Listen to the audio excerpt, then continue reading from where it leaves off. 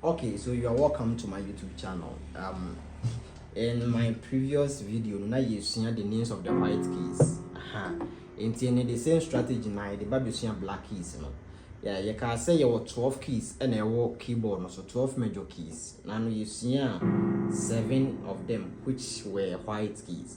So today we are going to learn the rest of the 5 black keys. Are you getting it? Very good.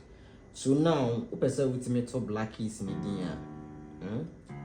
you be use terms you be use sharp or flat, so you're going to use either sharp or flat.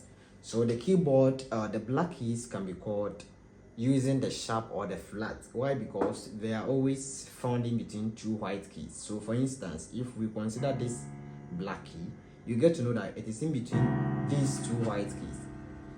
So the person say for black key we are we say a white key them. You ever see a tune din you bet me use either a white key way a tune din and answer use white key way a tune din. The same way soon as a far we are, you could see that it is in between 2 white keys, which is D and E. So before you be able to name this black key, you should be able to know that okay, the black key is found in between these 2 white keys. Okay, very good. So now let's go to the keyboard. There is a black key, we don't know the name. However, these white keys can guide us. And it's also 2 way here. You may use it as a sharp and as a flat. So black key we let me have friend C sharp because it will C name. In other ways, it is on the extreme right of C or it is in front of C. Whatever, however you want to call it. It's a key, black key no key name. What the sharp I can't that key near one anymore. Now they are tuning in. Into way your friend is C sharp because or C name C sharp will be anyway. So this is the same as this because this is also C, therefore this is C sharp. Okay, we can also call it flat, but if you want to call it using flat, we cannot call it C flat because it is not at the back of C, it is rather at the back of D. Okay, so we can call this C sharp or D flat because it would be in switch. What's in making us? So this is C sharp or D flat. Very good. The same strategy we can also use to name this particular key. So if you want to name it, you simply have to know which white keys the black key is found in between. As time goes on, you just know it by heart.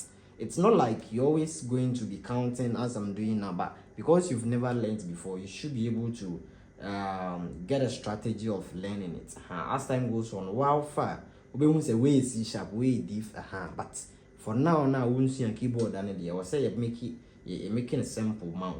And so now let's name this particular black key. So what do you think will be the name? Because it is in between D and E. Therefore, your best friend is saying D sharp and I say E flat. What I say because it will D then or E and switch.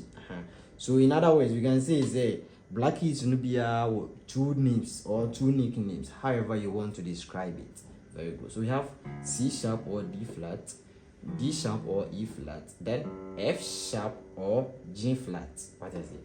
F sharp or what? G flat. Which way? It is in between G and what? A. However, it is on the right side of G. And I say with G and your friend again G sharp. Now say per se is so flat and so it will E nechi in their friends and E flat. Now you this is what? A black key. We don't know the name. But then it is in between what? A and what? It is in between A and B. So we can call it what? A sharp or what? B flat. So you go to a program and then somebody will be like, Charlie, play me A sharp. And then you be like, what's A sharp? Come on. A sharp is the same as B flat. However, in music, you're going to see the common ones. They are the common ones you are going to hear. We barely say A sharp. However, in music, it exists. So you just need to understand the theory behind that. But you most often hear B flat, because that's what we say when we go for programs. However, it is also called A sharp because of its position. I believe you're getting the whole concept.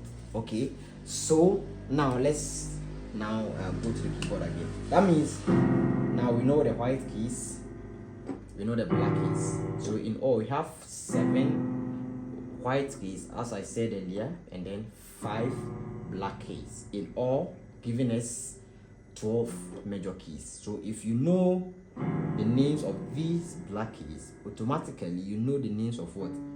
These black keys. It is just a repetition.